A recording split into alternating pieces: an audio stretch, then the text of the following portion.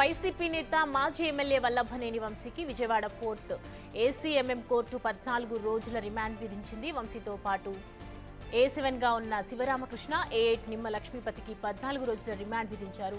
వంశీని హైదరాబాద్ లో అరెస్ట్ చేసిన పోలీసులు గురువారం రాత్రి విజయవాడ కోర్టులో హాజరుపరిచారు. ప్రభుత్వం తరఫున వీరగంధం రాజేంద్ర ప్రసాద్, వంశీ తరఫున పొన్నవోలు సుధాకర్ రెడ్డి వాదనలు వినిపించారు. రాత్రి 11 నుంచి అర్ధరాత్రి 1:45 వరకు ఇరుపక్షాల వాదనలు కొనసాగాయి. ఈ వాదనలు కొలిక్కి రాకపోవడంతో న్యాయమూర్తి అదనంగా మరో అరగంట పాటు వాదనలు విన్నారు. తర్వాత ముగ్గురికి 14 రోజుల చొప్పున రిమాండ్ విధించారు. ముగ్గురిని విజయవాడ జిల్లా జైలుకు తరలించారు.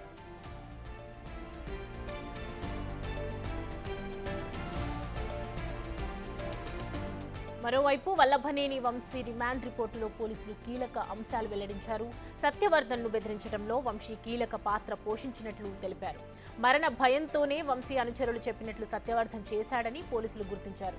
వంశీకి నేర చరిత్ర ఉందని, అతనిపై ఇప్పటి వరకు 16 క్రిమినల్ కేసులున్నాయని చెప్పారు. ఈ కేసులో A9 గా ఉన్న రామును కలవాలని వంశీ బలవంతం చేసినట్టు తెలిపారు. సత్యవర్ధన్ ఫిర్యాదును వెనక్కి తీసుకోవడంలో A7, A8 కీలకంగా వ్యవహరించారని పోలీసులు రిమాండ్ రిపోర్టులో పేర్కొన్నారు. నిన్న ఉదయం హైదరాబాద్ లో వంశీని అరెస్టు చేసిన పోలీసులు విజయవాడ తరలించారు.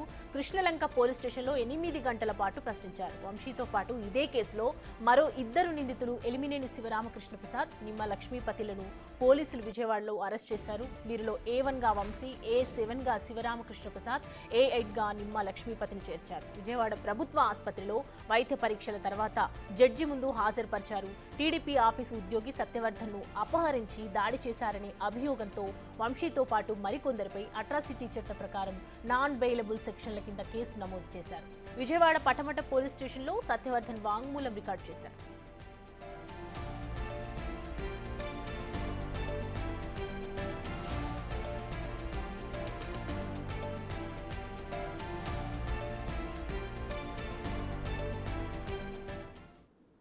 ఈ అంశానికి సంబంధించి పూర్తి అప్డేట్స్ మా ప్రతినిధి అమరావతి నుండి శివ అందిస్తారు. శివ, 14 రోజుల రిమాండ్ విధించింది కోర్టు వంశీకి, అలాగే శివరామకృష్ణ అలాగే A8 గా ఉన్నటువంటి లక్ష్మికి. సో ఇప్పుడు మనం సత్యవర్ధన్ ఎవరైతే తీసుకున్నామో నిన్న తమ్ముడు కిరణ్ కానివ్వండి, సత్యవర్ధన్ కానివ్వండి, ఇంటి దగ్గర అవైలబుల్ లేరు అని చెప్పారు. సో ప్రజెంట్ వాళ్ళ సిచ్యువేషన్ ఏంటి? వాళ్ళ అట్రాసిటీ కేసు కింద వాళ్ళని ఇది కూడా అడిగారు, క్యాస్ట్ సర్టిఫికేట్ సంబంధించి.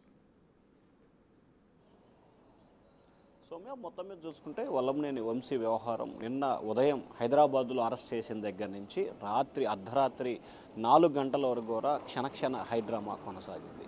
మొత్తం మీద వల్లభనేని వంశీని SC ST కేసు, కిడ్నాప్ కింద కూడా అరెస్ట్ చేసిన పరిస్థితి, అంటే బెదిరింపులకు పాల్పడిన సెక్షన్ల కింద ఆయన నిన్న అరెస్ట్ చేసిన పరిస్థితి కనిపించింది. ఉదయం హైదరాబాద్ నుంచి తీసుకొచ్చి 12 గంటల సమయంలో కృష్ణలంక పోలీస్ స్టేషన్లో దాదాపుగా 8 గంటల పాటు విచారించి 9 గంటల సమయంలో ప్రభుత్వ ఆసుపత్రికి తీసుకెళ్లి 10:30, 11 గంటల సమయంలో న్యాయమూర్తి ఎదుట హాజరుపరిచేందుకు కోర్టు తీసుకొచ్చారు. వాదోపవాదాలు అర్ధరాత్రి 1:30 వరకు కూడా కొనసాగి ఒక దశలో రేపటికి వాయిదా వేస్తానని చెప్పి న్యాయమూర్తి చెప్పినప్పటికీ వినాలని చెప్పి పోలీసులు అలాగే న్యాయమూర్తులు సూచనతో వాదనలు కొనసాగించి ముగ్గురికి 14 రోజుల పాటు రిమాండ్ విధించిన పరిస్థితి కనిపించింది. అయితే ఈ కేసులో వాదనలు జరిగిన సమయంలో అనేక ఆసక్తికరమైన అంశాలను ఇటు పొన్నవోలు సుధాకర్ రెడ్డి కానీ లేకపోతే రాజేంద్ర ప్రసాద్ కానీ ఇద్దరు కూడా చాలా బలంగా వినిపించిన పరిస్థితి కనిపిస్తోంది. సత్యవర్ధన్ని బెదిరించి బ్లాక్మెయిల్ చేసి చంపుతానని బెదిరించి ఇదే కోర్టు కాంప్లెక్స్లో వంశీకి సంబంధించిన అనుచరులు కారులో తీసుకొచ్చి బలవంతంగా న్యాయమూర్తి ఎదుట వాంగ్మూలం ఇప్పించారని చెప్పి టీడీపీ తరపున, అంటే ప్రభుత్వం తరపున వాదనలు వినిపించారు. అయితే పొన్నవోలు మాత్రం ఇదే అంశానికి సంబంధించి లేదు, ఈ కేసులో వాస్తవం లేదు, తన తప్పు తాను తెలుసుకొని నిజాలు చెప్పేందుకే న్యాయస్థానం ఎదుటికి వచ్చారని చెప్పి పొన్నవోలు వాదనలు వినిపించారు.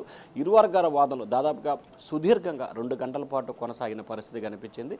అయితే తర్వాత న్యాయమూర్తి కూడా SC ST అట్రాసిటీలో బెయిల్ వచ్చే అవకాశం లేదు, ఎందుకంటే ఈ కేసులో దాదాపుగా 60 నుంచి 90 రోజుల వ్యవధిలోనే బెయిల్ వచ్చే అవకాశాలు కనిపిస్తున్నాయి. ఇక ప్రస్తుతం విజయవాడ సెంట్రల్ జైల్లో 14 రోజుల పాటు రిమాండ్ ఖైదీగా ఉన్న వల్లభనేని వంశీని ఇవాళ రేపట్లో నెల్లూరు జైలుకి తరలించాలని చెప్పి కూడా అధికారులు ఒక సూచన చేస్తున్నారు. మరొక వైపు రిమాండ్ రిపోర్ట్లో చాలా ఆసక్తికరమైన అంశాలని పోలీసులు పేర్కొనడం జరిగింది. మొత్తం 11 పేజీల రిమాండ్ రిపోర్టుకు సంబంధించి వంశీకి నేర చరిత్ర కలిగిన వ్యక్తి మొత్తం 16 కేసుల్లో A1 నిందితుడిగా ఉన్నారు. అయితే సత్యవర్ధన్ని బెదిరించి బ్లాక్మెయిల్ చేయడంలో A7, A8 కీలకమైన పాత్ర పోషించారు.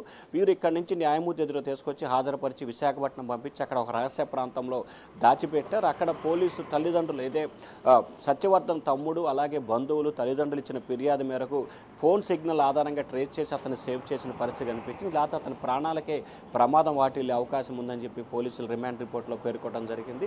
అలాగే అనేక అంశాలకు సంబంధించి కూడా వంశీకి సంబంధించి పోలీసులు అన్నా చట్టం అన్నా ఏమాత్రం కూడా గౌరవం లేదు, నిర్లక్ష్యంగా వ్యవహరిస్తారు.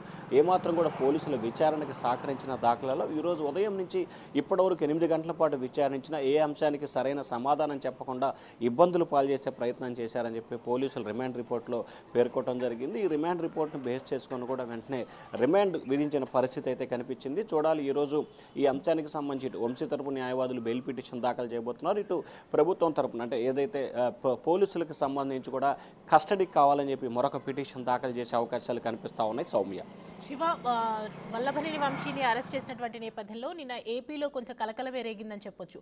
సో ప్రజెంట్ పోలీసులు కూడా 144 సెక్షన్కి సంబంధించి విధించేటువంటి ర్యాలీలు నిరసనలు ఉండొద్దు అని ఒక సెక్షన్ ఏర్పాటు చేశారు. సో ప్రజెంట్ ఎలా ఉండబోతోంది రాజకీయంగా చూసుకుంటే కూడా వైసీపీ నేతల్లో? ప్రధానంగా చూసుకుంటే నిన్న జరిగిన పరిణామాల్ని అంచనా వేసుకుంటే కృష్ణా జిల్లాకు సంబంధించి అంటే ఏదైతే మచిలీపట్నం పార్లమెంటు పరిధిలో 7 అసెంబ్లీ నియోజకవర్గాల్లో 30 యాక్ట్ని అమలు చేశారు. ర్యాలీలు, సభలు, సమావేశాలు నిర్వహించకూడదని చెప్పి పోలీసులు ఆంక్షలు విధించారు. గన్నవరం నియోజకవర్గంలో 144 సెక్షన్ అదనంగా యాడ్ చేసిన పరిస్థితి కనిపించింది. అయితే నిన్న ఎక్కడా కూడా వైఎస్ఆర్సీపీ నేతలు ఆందోళన చేసినట్లు కానీ లేకపోతే మిగిలిన చేసినట్లు ఎక్కడా కూడా కనిపించలేదు. వైఎస్ఆర్సీపీ ముఖ్యమైన నేతలు మీడియా సమావేశం పెట్టారు. మరికొంతమంది ముఖ్యమైన నేతలు లేళ్ల అప్పిరెడ్డి, అంబటి రాంబాబు లాంటి నేతలు డీజీపీని కలిసి ఫిర్యాదు చేసే ప్రయత్నం చేశారు. సో ఇటువంటి పరిణామాలే జరిగిన ఎక్కడ కూడా ఎటువంటి అవాంఛనీయ సంఘటనలు జరగకుండా ముఖ్యంగా ఉమ్మడి కృష్ణా జిల్లా ఇటు విజయవాడ సిపి కావచ్చు అటు కృష్ణా జిల్లా ఎస్పీ కావచ్చు ఇద్దరూ కూడా పూర్తి స్థాయిలో సమన్వయంతో ఉమ్మడి కృష్ణా జిల్లా పరిధిలో అన్ని నియోజకవర్గాల్లో భారీ స్థాయిలో బందోబస్తు ఏర్పాటు చేశారు. ఎక్కడ ఎటువంటి అవాంఛనీయ సంఘటనలు జరగకుండా బందోబస్తు కూడా ఏర్పాటు చేశారు. ముఖ్యంగా గన్నవరం నియోజకవర్గాన్ని హై అలర్ట్గా ప్రకటించిన పరిస్థితి కనిపిస్తుంది. ఎందుకంటే గన్నవరం నియోజకవర్గానికి సంబంధించి 14, 19, 24 3 చోట్ల అక్కడి నుంచి పోటీ చేశారు. 2 సార్లు గెలుపొందిన నేపథ్యంలో ఆ నియోజకవర్గంలో కొంత సత్సంబంధాలు ఎక్కువగా ఉంటున్న నేపథ్యంలో కూడా అక్కడ ఎటువంటి అలజడు లేకుండా చాలా అప్రమత్తంగా పోలీసులు అయితే వ్యవహరిస్తున్న పరిస్థితి కనిపిస్తూ ఉంది. అయితే వైఎస్ఆర్సీపీ శ్రేణులకు సంబంధించి కూడా ఒక ఆసక్తికరమైన అంశంగా ఉంటుంది. ఎవరైతే నిందితులు ఉన్నారో వారు వారి అనుచరులు మాత్రమే వివరణించుకునే ప్రయత్నం చేస్తున్నారు. కానీ ఇప్పటివరకు వంశీకి అండగా అంటే పార్టీకి సంబంధించిన నేతలు అయితే నిన్న చాలా ఎక్కువ మంది మీడియా సమావేశం పెట్టి తాము అండగా ఉంటామని చెప్పారు. మరొక వైపు ఆయన సతీమణి కూడా ఈ అంశానికి సంబంధించి కూడా పోలీసులు ఎందుకు అరెస్ట్ చేశారో, ఏ కేసులో అరెస్ట్ చేశారో, ఎక్కడ తీసుకెళ్తున్నారో ఎటువంటి సమాచారం ఇవ్వలేదు. ఉదయం నుంచి తనను ఇబ్బందులు పాలు చేశారు. ఈ అంశానికి సంబంధించి నేను ఏపీ హైకోర్టును ఆశ్రయిస్తాను. రేపు హైకోర్టులో అంటే ఈరోజు ఏపీ హైకోర్టులో పిటిషన్ వేస్తాను. ఖచ్చితంగా హైకోర్టులో తనకి న్యాయం జరుగుతుందని నమ్మకం ఉందని చెప్పి ఆమె అయితే ఆశాభావాన్ని వ్యక్తం చేశారు. Soumya, thanks for the update Shiva.